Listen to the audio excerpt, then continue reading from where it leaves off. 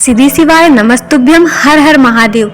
आप सभी लोगों को पता ही होगा शिव महापुराण कथा जो कि धुले महाराष्ट्र में शुरू हो गई है।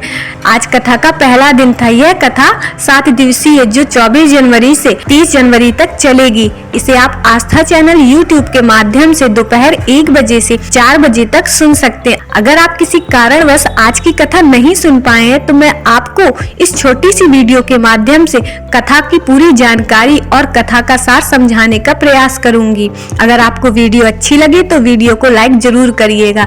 अब बढ़ते हैं आज की कथा की पहली जानकारी की तरफ। गुरुदेव ने बताया, अगर हम सुबह उठते ही किसी भी टूटे सामान को देखते हैं या हमारे घर में कोई भी टूटी वस्तु रखी है तो उसको तुरंत ही घर से निकाल देना चाहिए, क्योंकि जिस तरह टूटी वस्तु होती है उसी तरह हमारा भाग्य भी टूट जाता है। गुरुदेव ने कहा, आप सुबह उठे और आपने कंघी कर ली और वह कंघी टूटी हुई थी तो आपके सर में लगते ही आपका भाग्य भी टूटा हो जाएगा, यानी आपका भाग्य दुर्भाग्य में बदल जाएगा। भविष्य पुराण में लिखा हुआ है, हमारे घर में कोई भी अगर सामग्री खंडित है तो उसको घर में न रखें। कुछ लोग घर में टूटी सामग्री रखे रहते हैं और उन सामग्री का इस्तेमाल भी करते हैं।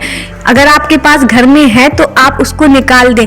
हो सकता है आपका भाग्य उदय इन्हीं चीजों की वजह से ना हो रहा हो। अब बढ़ते हैं आज की कथा की अगली जानकारी की तरफ।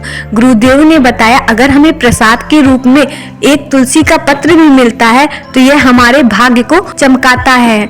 इसी तरह अगर आपको प्रसाद के रूप में एक बेलपत्र भी मिल जाती है तो आप ये मत समझिए कि आपके परिवार में 15 लोग हैं तो आपको अलग अलग 15 बेलपत्र लेनी होंगी।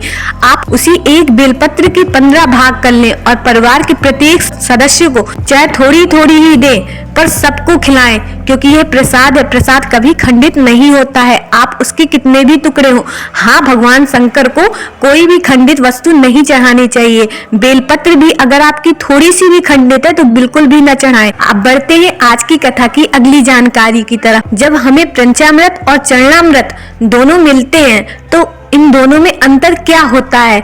हमें जब प्रसाद के स्वरूप में पंचामृत मिलता है तो हम उस प्रसाद को लेकर उसको हृदय से लगाते हैं, पर जब हमें चरणामृत प्रसाद के रूप में मिलता है तो हम उसको ग्रहण करके माथे पर लगाते हैं।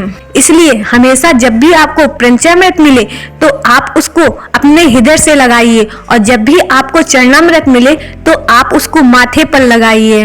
अब बढ़ते हैं आज की कथा की अगली जानकारी की तरफ। गुरुदेव ने कहा, अगर आप 1 साल से 2 साल से 3 साल से जल चढ़ा रहे हैं पर आपका कार्य नहीं हो रहा है तो आपको घबराने की जरूरत नहीं है। आप अपने विश्वास को अडिग रखिए, भोले शंकर पर पूर्ण विश्वास करिए। अगर आपने उसे अपना पिता माना है तो वह आपको कभी गिरने नहीं देंगे, आपको उठाकर पाल लगा ही देंगे।